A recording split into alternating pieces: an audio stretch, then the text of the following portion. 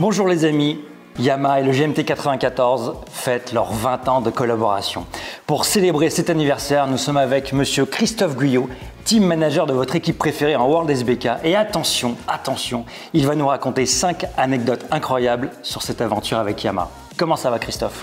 Ça va très bien Yann. Bonjour à toutes et à tous. 20 ans, c'est vrai, et puis 3 noms pour moi chez Yamaha qui vont rester de manière immuable.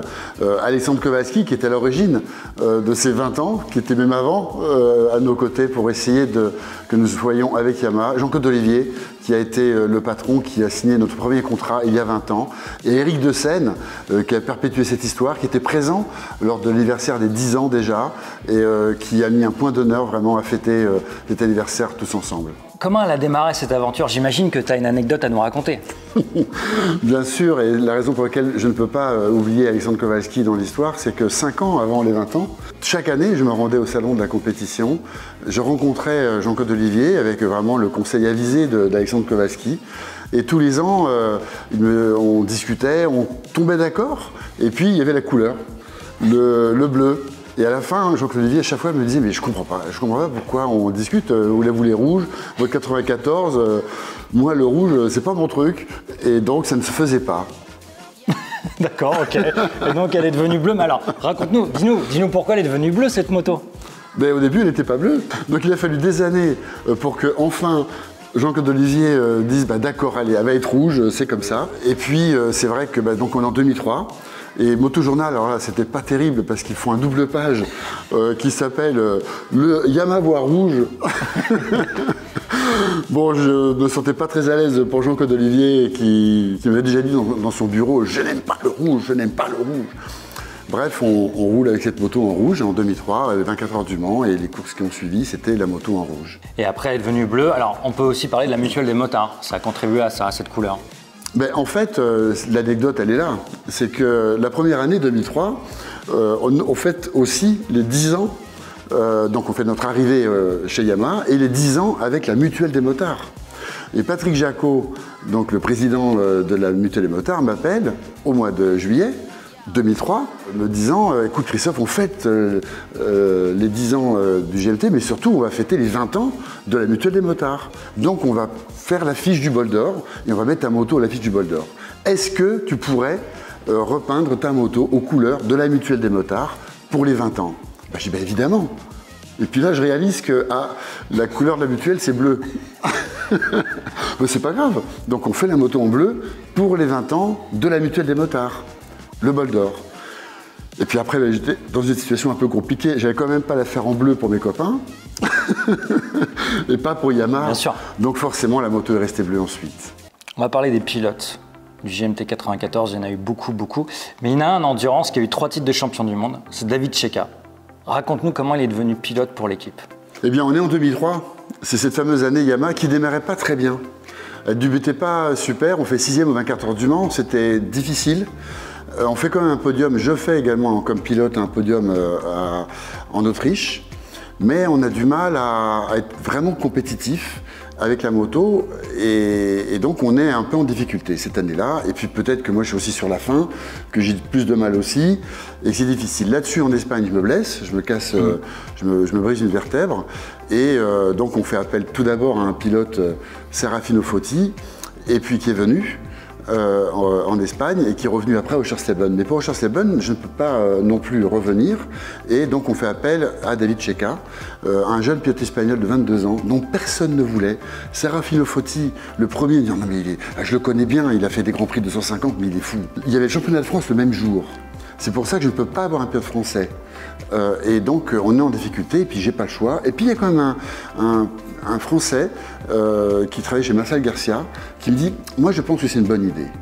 Et puis on appelle David Cheika, alors il était content, il avait fait qu'une seule course dans sa vie d'endurance, c'était les 24 heures de Montmélo.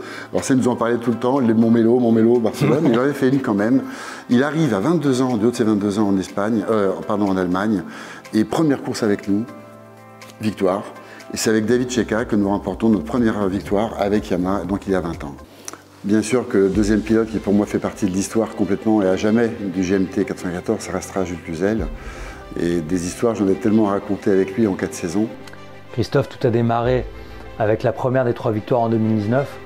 Et après, vous avez vécu une magnifique aventure avec Jules. Le plus incroyable, c'est cette saison 2021 où il est en difficulté parce qu'il se fait percuter dès la première course à Aragon alors qu'il est en pole position, qu'il est en tête de la course. Et là, à nouveau, il se fait rentrer dedans, percuter, c'est une catastrophe, il se blesse. Et après, tous les doutes dans sa tête. Ça a été une année terrible parce que les doutes l'envahissaient, il ne savait plus où il en était. Et puis, il y a un moment un petit peu dur dans le camion, c'était à Most, à 1 mois de Magny-Cours. Et là, ça se réveille complètement. Et je vis un moment fabuleux avec Jules. On est à Magny-Cours et il réussit sa première course. Et là, il sent qu'il a retrouvé tout son talent, toute son énergie. Il y a Eric Deseine qui est là, à l'issue du warm-up. Et il dit à Eric Deseine, j'étais à côté, il dit là, je la gagne. Et là, ça faisait plaisir parce que ça faisait plusieurs mois qu'il était en doute. Et il part, il fait un super départ, il est 2. Et devant, ça tombe. Il se fait percuter et c'est l'hôpital. Donc je me dis c'est reparti, c'est mal parti. Et là, ça n'a pas du tout été difficile. On est dans l'avion, on part pour le Portugal. Et là, je sens que Jules est en train de changer. Il est serein. Et puis là, on a vécu une fin de saison hallucinante. C'est en 6 courses, 5 podiums et 4 victoires. C'était magique. Et pour moi, le bonheur de Jules à Portimao, quand il reprend goût à la victoire, a été un moment qui restera jamais gravé dans nos mémoires à tous, le GMT 94. J'étais là, j'ai encore les frissons. Bravo Jules.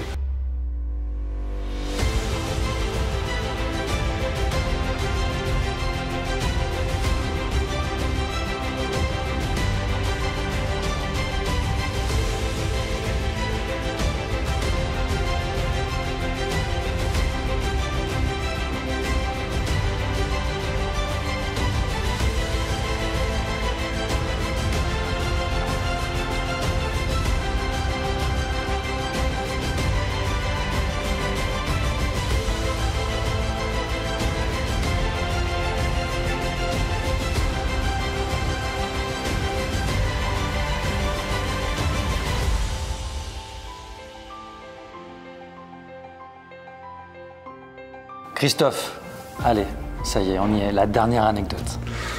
Alors évidemment, on a beaucoup parlé du début avec Jean-Claude Olivier, mais je ne peux pas ne pas parler d'Éric Deseine, avec qui j'en ai tellement. Il est tellement proche de nous, il est là à tous les moments, il n'y a pas une séance d'essai qu'il ne suivra pas, il est derrière, et puis il y a une vraie complicité avec Éric. Est-ce que, ça c'est pas une anecdote, mais quand même, le fait qu'il soit derrière nous dans les victoires, mais dans les échecs aussi. Et puis, il y en a quand même des échecs. Et l'année 2011, pour raconter une anecdote, elle est extraordinaire parce que c'est une année où il y a des échecs. 2010 et 2011 seront nos 2 plus mauvaises années en endurance. Celle où on revient, pas bredouille, mais il n'y a pas grand-chose. Et même si on est 3e du championnat du monde. Et on arrive au Qatar. Et là, on ne peut pas être champion du monde parce que c'est la dernière de la saison, mais on n'a pas réussi le bol d'or. Et le titre de champion du monde va se jouer entre la BMW et la Suzuki du CERT. On est Michelin, BMW aussi. Et pour Michelin, il est très important d'être champion du monde. On me dit, mais Christophe, tu vas jouer un rôle dans la course, important, en fonction de ta position. Et puis si tu gagnes devant la BM, on n'est plus champion du monde. Donc le CERT avait un petit peu d'avance, ça lui permettait d'être en retrait. Mais pour que la BM soit championne du monde, il ne faut pas que le GMT gagne. Je dis mais non, je peux pas ne pas gagner la course si on peut la remporter. Bon, déjà, c'est pas gagné qu'on l'est. Mais en attendant, j'appelle Eric Deseine du Qatar. J'écoute Eric, là je suis embêté parce que Michelin me demande de laisser passer la BM au cas où. Et Eric me dit mais non mais Christophe, on fait du sport, c'est hors de question. Et puis pour Yamaha, c'est important si tu peux la gagner. Et puis bon voilà, la course se déroule. Mais dès le début de la course, on se rend compte qu'on est plutôt bien. On est plutôt en tête de la course, même si on a juste à nos trousses la Suzuki et la BMW. Elles sont vraiment pas loin derrière, mais on est là. Et alors là, pour Michelin, c'est une catastrophe, parce que la BM ne va plus être champion du monde si on reste à nos positions. Et là, j'ai une grosse pression. Donc je rappelle Eric Deseine qui me dit passe-moi le responsable pendant la course. On est à 1 heure après le départ. Passe-moi le responsable Michelin. Donc je lui passe mon téléphone.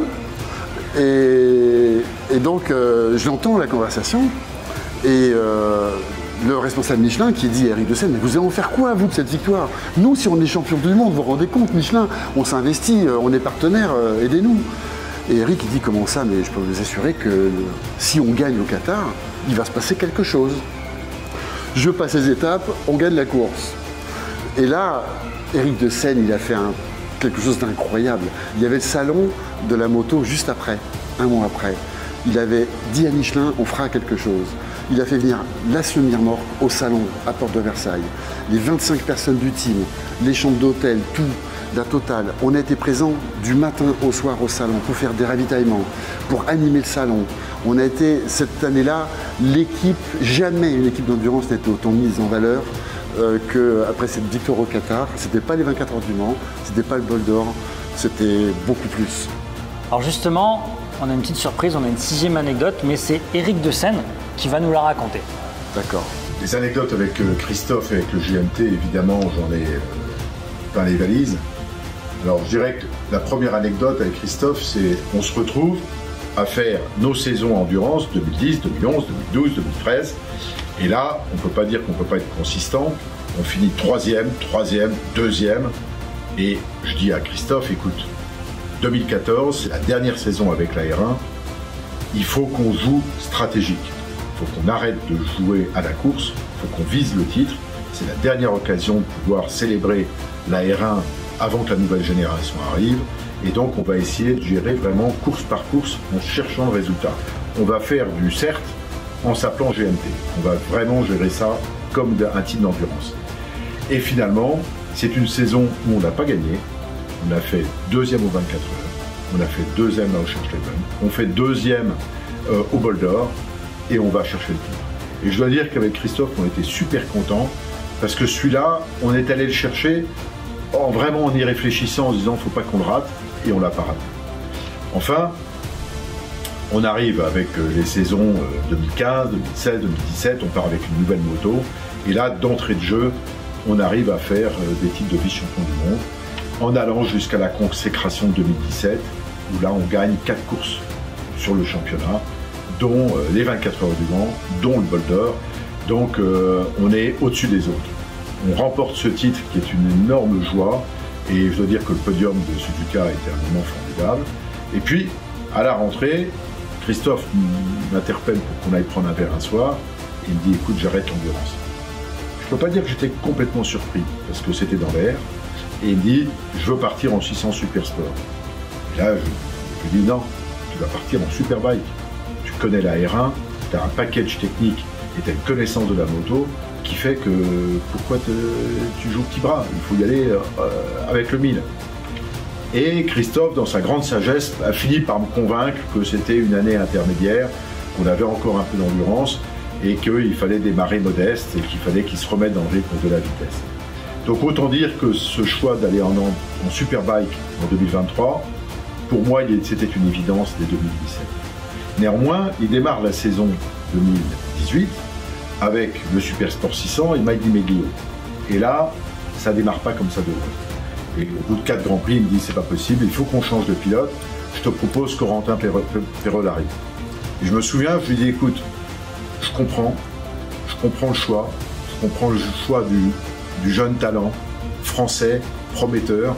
Les rumeurs étaient bonnes autour de Corentin. Et je me souviens, je lui dis écoute, 1, je te soutiens, 2, on n'est pas à l'abri que ça fonctionne et qu'il y ait quelques bons résultats. Et donc, et si ça marche, ce serait tellement beau et tellement formidable.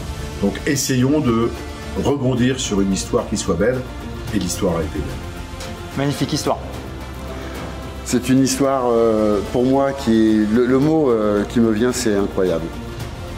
Christophe, merci pour ces magnifiques anecdotes. Qu'est-ce qu'on peut souhaiter maintenant à Yamaha et au GMT 94? 20 ans de plus? Écoutez, je crois que maintenant la tradition avec Yamaha, c'est de fêter tous les 10 ans. Eric de Seine en faisait partie et je pense qu'il sera tout à fait d'accord pour nous donner rendez-vous dans 10 ans pour fêter les 30 ans. Après de nombreuses victoires en World SBK et en World Super Sport, je me suis permis de rajouter ça.